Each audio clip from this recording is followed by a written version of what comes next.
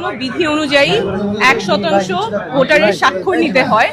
সেই 1% ভোটারের সংখ্যা যা হয় তার চেয়ে আমরা বেশি স্বাক্ষর সাবমিট করেছি, প্রায় 200-র মতো বেশি ছিল।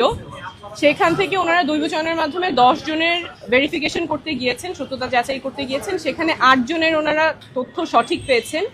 2 জনের ক্ষেত্রে ওনারা মানুষটাকে খুঁজে পেয়েছেন, সত্যতা যাচাই করতে পেরেছেন, কিন্তু সেই 2 জন ঢাকা নয়ের ভোটার ছিলেন না, ওনারা জানতেন না ওনারা ঢাকা নয়ের ভোটার। একজনের বাসা খিলগা যেহেতু ঢাকা 9 আর 11 দুইটাই পড়ে, উনি জানতেন যে উনি ঢাকা 9-এর ভোটার এবং তার জানার কোনো উপায় ছিল না যে সে ঢাকা 9-এর ভোটার না। উনি গিয়ে ওয়েবসাইটে চেক করেছেন, ওনার ভোটার নাম্বারটা পান নাই, এনআইডি যেটা ছিল উনি জানতেন উনি ঢাকা 9-এর ভোটার, সেভাবে তিনি স্বাক্ষর করেছেন।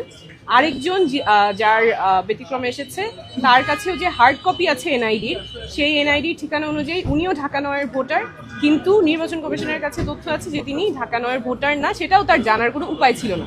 তো যেই 2 জনের কথা ওনারা বলেছেন যাদের সত্যতা পেয়েছেন কিন্তু ঢাকা 9-এর ভোটার না, এই 2 জনের ক্ষেত্রেই তাদের জানার কোনো উপায় ছিল না যে তারা কোন এলাকার ভোটার এবং ঢাকা 9-এর ভোটার না। ওনারা জানতেন যে ওনারা ঢাকা 9-এর ভোটার, সেই অনুযায়ী ওনারা স্বাক্ষর দিয়েছেন এবং নির্বাচন কমিশন কোনো উপায় রাখে নাই ভোটারদের জানার জন্য যে তারা কোন আসনের ভোটার কিংবা ভোটার নাম্বার কত।